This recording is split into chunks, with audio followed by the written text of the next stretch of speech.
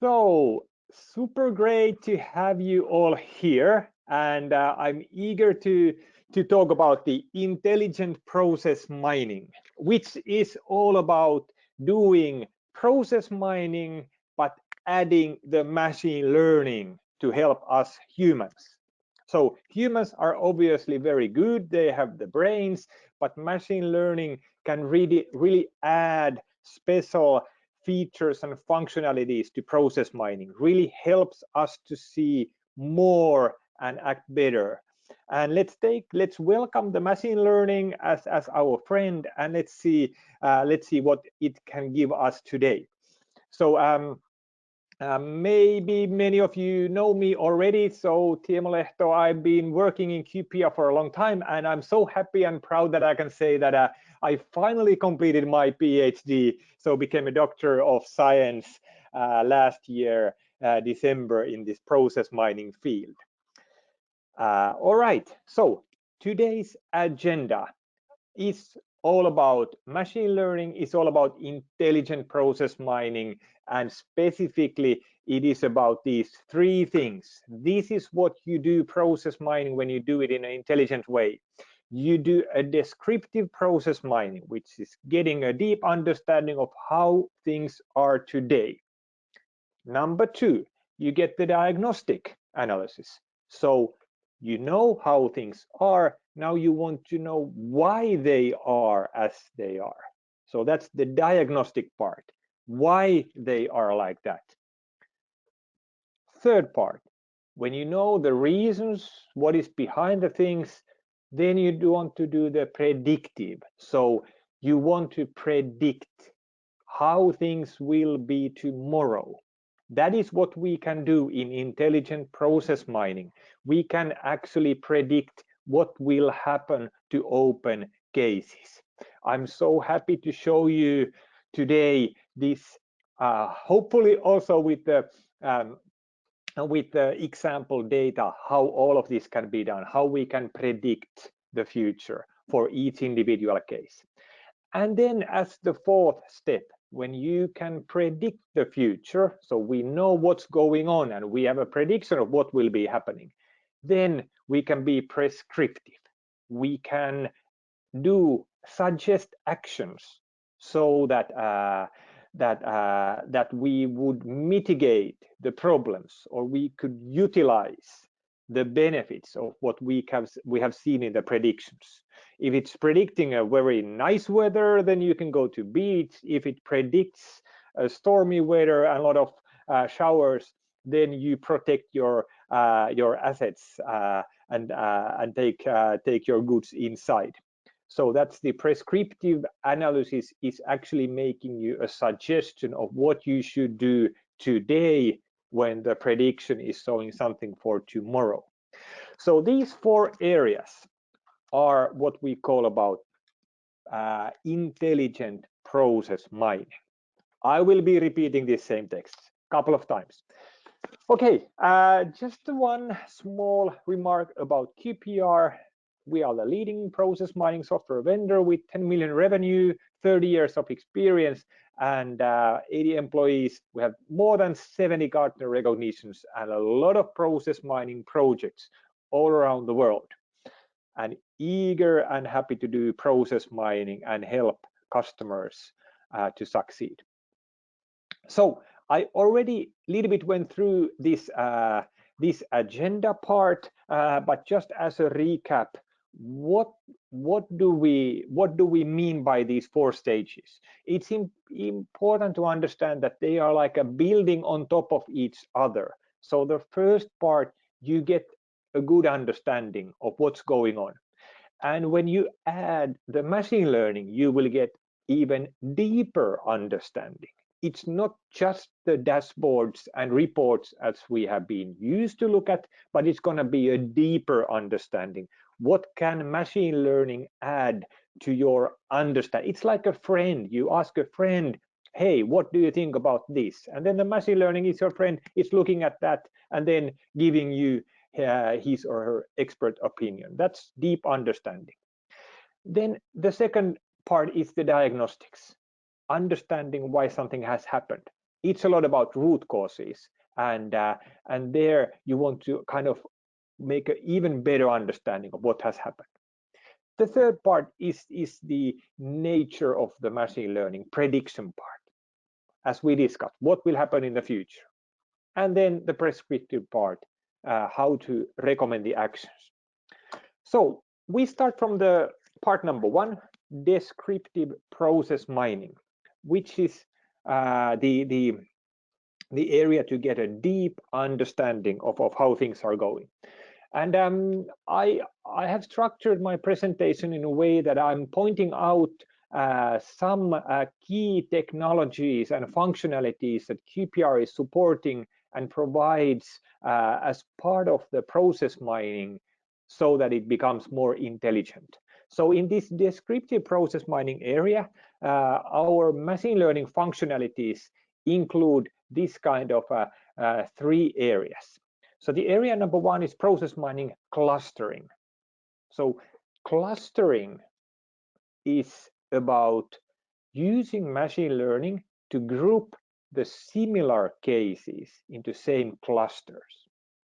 So this is like if you would ask a human to group people in Earth into two different kind of people. Well, maybe you would get up the answer of, okay, there's boys and girls. Then if you say, please give me people into 3 clusters, then you may get like okay, there are children and middle-aged, and then there are old people. So the answer may vary depending on what you kind of think about at that particular moment.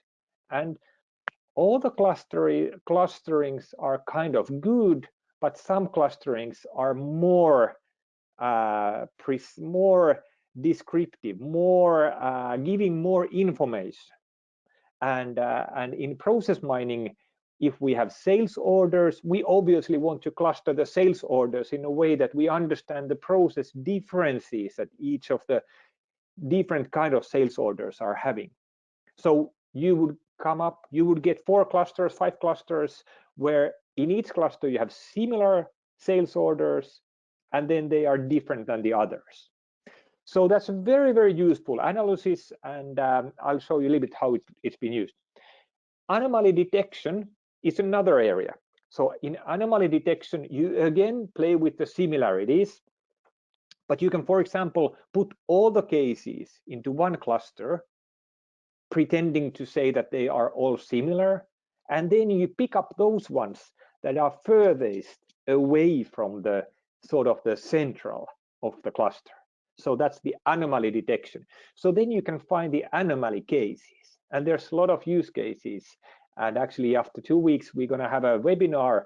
I'm going to present about this anomaly detection in trade and trade compliance. So for auditors and trade compliance, finding the anomalies can be really exciting use case. And then the similarity case is that if you have one case where you had a specific problem or it went really well, then you could ask that, okay, give me similar cases.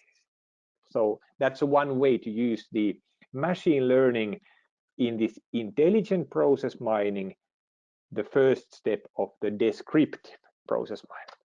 Here's an example of the clustering. So in this clustering, we have given the parameters to cluster to 2 clusters and show 7 rows of data for each of the clusters. This is the characteristics of the cluster. And we have told the system to use the purchase order type and then all the events that are there in the model. And now the system, the machine learning is coming up on its own to the idea that the most dominant characteristic in the cluster 1 is the PO type standard, and in the second cluster the shopping cart. So this is sort of the natural way to divide the data. And then it also shows that what things are happening in this one cluster. So in the standard orders, there's order acknowledgements and purchase requisitions. And then in the shopping cart cluster, there are shopping cart approvals and creations. So it's kind of linking these events, its characteristics, to showing that these kind of things happen in the first cluster, these kind of things happen in the second cluster. This is a slideware, and let me see if I manage to pull up the same kind of information from the actual live process mining model. So now we are running it over here in QPR, and I'm now clustering this SAP order to cash data into 4 clusters. So we see that the clusters are here, and the dominant attributes and the ways how things have been clustered is that the first cluster is this invoice clearing. So here the process went to the very end, and it happens in this business area. In the power tools area, there are some other things that take place, and this is a cluster for the sales order item change net price. So we are getting 4 clusters. I can again remove this, ask the system to give me 3 clusters, and I can change the attributes that I give as a basic information, and I can add some more characteristics into the report. So there are a lot of possibilities to use the clustering, and this is an interactive tool, so you can just run it, and the machine learning in the background takes place in the QPR machine learning environment in the cloud, and you get the report and feedback immediately. Good, we are going to move forward, but in case you are interested, I'm more than happy to talk with you and your organization more about these other use cases as well. So this is the way how to use machine learning in the intelligent process mining descriptive process mining space to get the deep understanding. Now let's move forward to the diagnostic process mining. So diagnostic means you want to diagnose what is causing something. So here we have analysis. We have the root cause analysis, which is one of the real strengths in QPR Process Analyzer, finding root causes from the case attributes and then as well as from the process flowchart. Then another example is the problem classification. So you may have a human who can classify problems, like if you didn't meet the on-time delivery, so case was delivered late, then of your sales order, then if you have a machine, if you have a human who can classify cases such that this case was late because the reason was this, and then another reason, and then another reason. So when you give this classification information to the computer can start to classify the future failures. So the idea in the problem classification, when you do it with machine learning, is that you teach the system, you train the system with your human diagnostic information. Like you have a doctor and patients, and doctors are making the diagnosis of what is the problem with the patients. And then when you give the same data to the computer can start to do the same machine learning based analysis based on the same data. So this is the idea of how to use the machine learning to diagnose the problems that you can identify.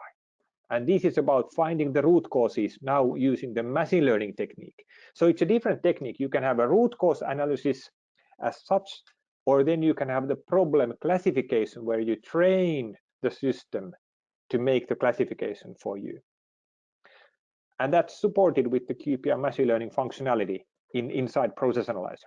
And then a third kind of a way to do the diagnostic process mining is to utilize the trend analysis, how the process has changed over the time. And the trend analysis you can do in a statistical way, or then you can apply again the predictions to the trend. But that is kind of revealing you the reason that, okay, things are going like this because something has changed in the process. And machine process mining, intelligent process mining, can detect when something has changed and what has actually changed.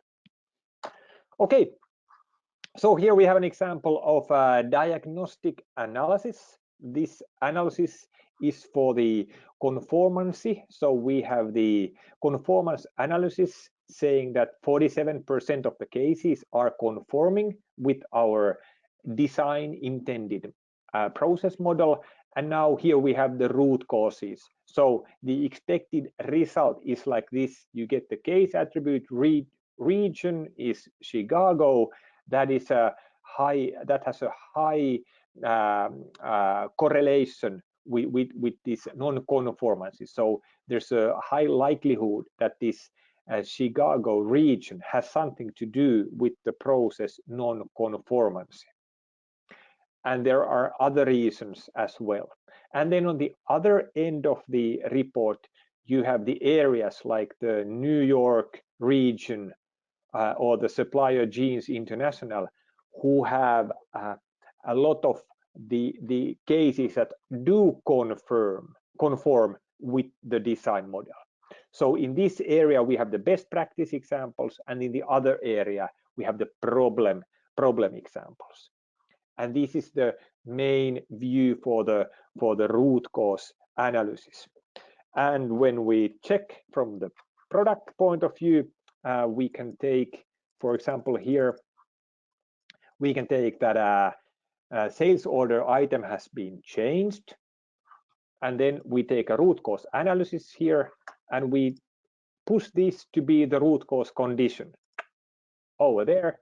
And now this chart is now showing, actually both of the charts are showing the root causes or the correlating items. So those cases that experience the net price change, they are shown with the red color. So of course this box itself is actually only appearing in those cases that go through net price, so 100%, and none of the other cases have. But here we see that they also have a lot of delivery blocks, billing blocks, and so on. Whereas the other cases have more, they have 91% of them have the goods issue, which is delivery of the goods, whereas 86% of those price change cases have the goods issue. So if the price is changed, then it's less likely to be ever delivered, roughly speaking. So this and then invoice clearing even bigger. So this is like the customer paid the actual amount. So if the net price has been changed, then only 59% are paying the price. And in the other screen, you see these case attributes that are correlating, like the business area. Agriculture has a lot of those cases where the net price is being changed. And this is again like a feature in Process Analyzer. And if you want to drill down into more detail, you can select the business area agriculture and put that to be your filter. So now we see that inside this one business area, what would be the next level root cause. So let's say the sales order India is having more of this price change than the others. And we can again drill down into this to see that, okay, in India, in agriculture business, what is there still some meaningful root causes? And in this area, is there some areas where there are no? So if the automation is no, then there was no net price changes. So you can play with the root causes to find out what really has a big effect in your business processes, and what is explaining those descriptive findings that you made in the first step. So that was the number 2, diagnostic analysis. Now we move into the part number 3, predictive process mining. And this is all about the case level predictions. So remember, we now have the descriptive parts. We can understand, deep understanding of what has happened. Then we have the diagnostics, what was the root causes. And now we can add this prediction possibility. We can predict what will happen next. And this is the case level predictions.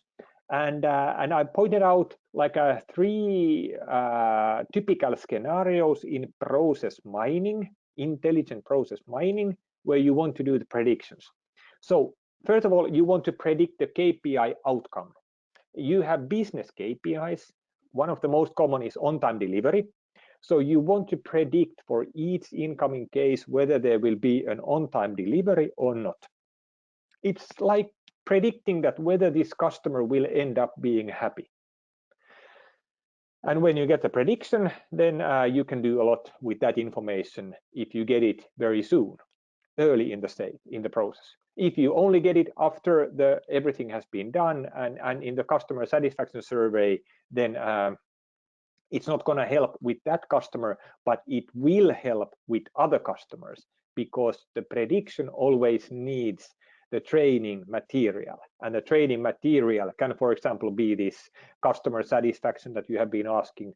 But for the on-time delivery, you know for your cases whether it was an on-time delivery or not. So KPI outcome, any KPI, all the KPIs that you can calculate, you can also predict. It's just a question of how accurate your prediction is.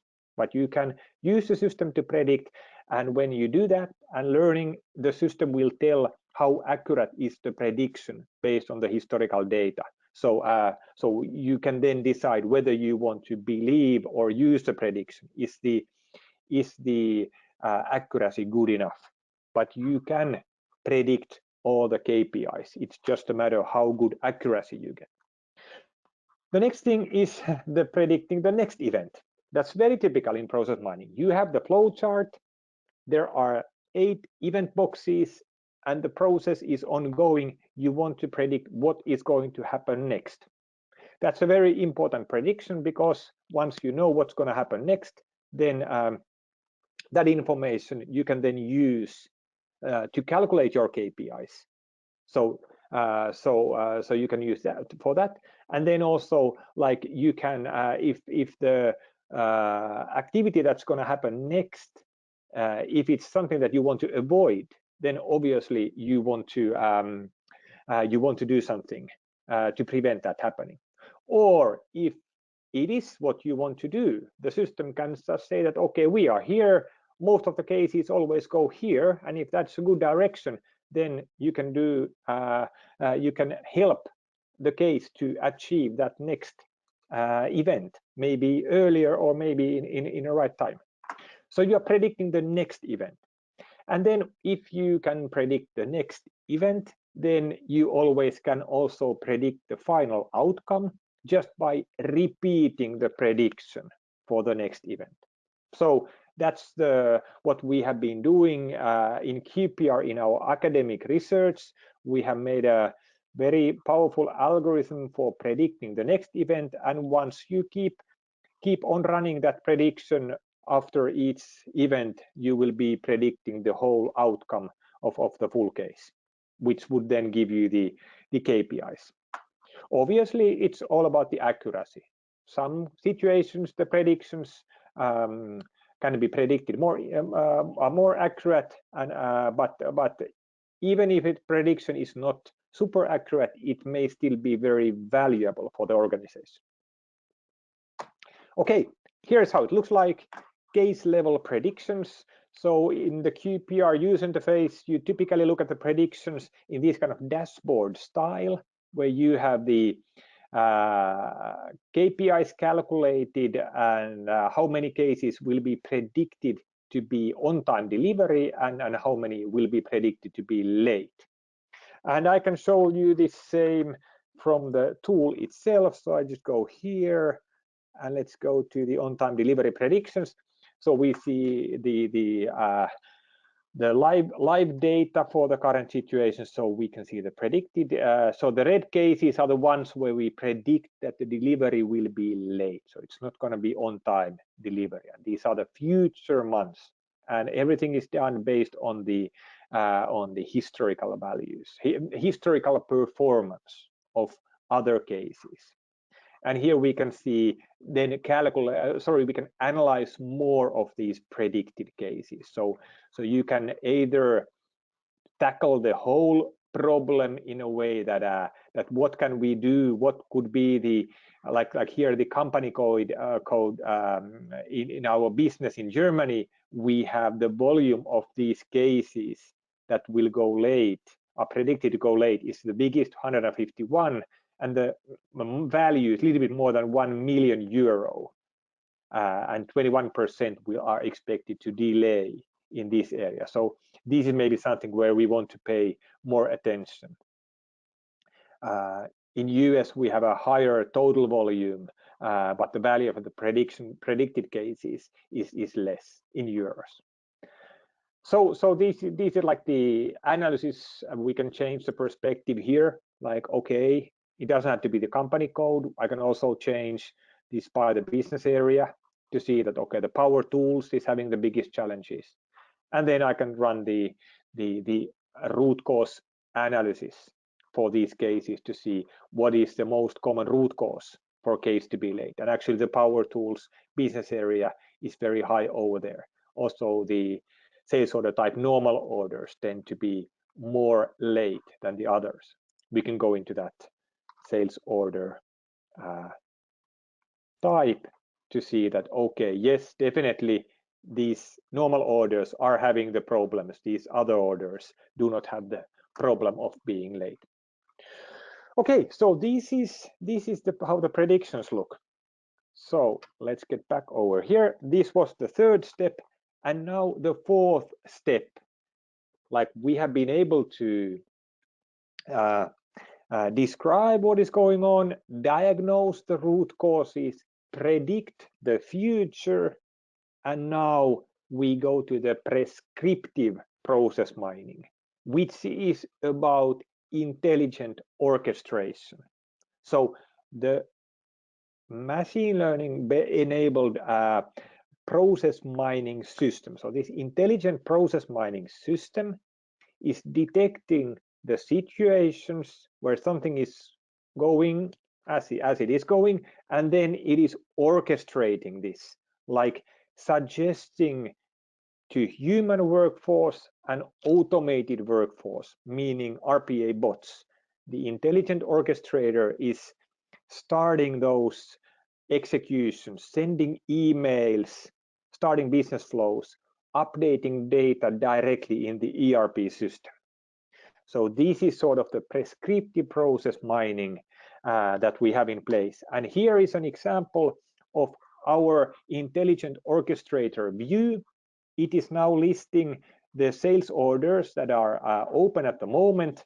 And you see there's a prediction for certain cases, whether it's going to be yes or no. Some of the cases have already been delivered.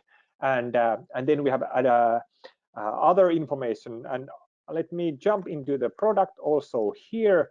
So let's go to the intelligent orchestrator screen and see that, okay, looks like this. So we have the, as I said, the order dates and the order numbers.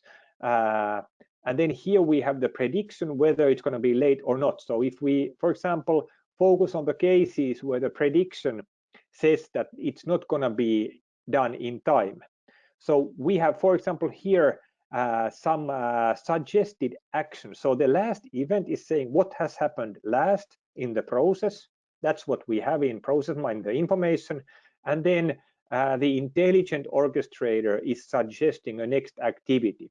And here it's a human driven. So in this user interface, I am the human and I'm now selecting whether I want to start this, this activity or not. For example, for this delivery block deactivated status, where the prediction is no, it's not going to be delivered in time, so I can email the new delivery estimate. So I click on this, and I will have the email. It's somewhere there. Let me find the screen for you. Okay, sorry. Just a second. There has to be always a small demo effect. I didn't have the Outlook running at all. Let's see if I can get it up and running over here. So for example, here email the new delivery estimate. It's opening somewhere else. Okay, maybe we get the Outlook running. Let's move on to the others. So this would obviously go to the email system to send the email to the customer. But then we have the removing the delivery block from SAP. So so this is predicted to be late, but we have a delivery block, so we can remove that. So we click on here, and now it opens the SAP user interface for making the change directly in that particular customer order. So this is the way how we can launch this SAP user interface directly from the QPR user interface. Then some other possibilities. We can also use the RPA, robotic process automation, to remove the delivery blocks. So we can, for example, start the RPA for this particular case. Or let's take this one, removing the delivery block. So we click on this, and what we get is that QPR Process Analyzer is connecting to Microsoft Power Automate RPA bot and starting the execution. And you see here a sort of a log of what the bot actually did. So we can launch the RPA bots directly from the QPR user interface. And I can even little bit show that in detail. MS Power Automate. Let's go here into the tool itself. Let's see the flows, and in this setup we have the QPR Process Analyzer start RPA flow, and the previous time it was running 42 seconds ago. So that was when I was clicking it. Took 7 milliseconds to run the flow, and the previous time I was testing 1 hour ago, and then 5 or 7 hours ago, and then yesterday. So this is the flow that I was starting directly from this intelligent orchestrator. And this amount and possibilities are pretty much unlimited. So we have all the functionalities, web services that we can call to initiate these orchestrations, and it can be manually driven by a human, like I am using it at the moment, or it can be driven automatically. We can configure things to take place automatically. There's one more thing to show, like booking a shipment. So there's a delivery has been created. The next step in the process is to book a shipment, and then we click on here, and then it's like booking a flight to Germany and gives the user interface. Well, of course, this is just a Google showing the flights to Germany, but it could go into your logistics system so that you can actually book the shipment for this particular order over here. Alrighty, this was the intelligent orchestrator, and it brings us the summary. So these were the four steps where the machine learning can be used to make your process mining something that we call intelligent process mining. So getting the deep understanding in the descriptive space, getting a good root causes, getting the predictions on the case level, and then finally, with the predictions and all the information, doing the prescriptive analysis where the intelligent orchestrator is actually guiding your humans and RPA workforce to take actions in the open cases. All right, this was our webinar today. I look forward to get some comments and questions in the chat. Before I go there, just reminder that after 2 weeks, we will have a continuation. I'm not Sofigate, sorry for this. I'm Teemu Lehto at QPR.com. This was our previous webinar. But upcoming webinar, so we have the preventing compliance violations using intelligent process mining. So I will be highlighting and showcasing how to prevent compliance violations. That's one area for process mining, and that's going to take place after 2 weeks.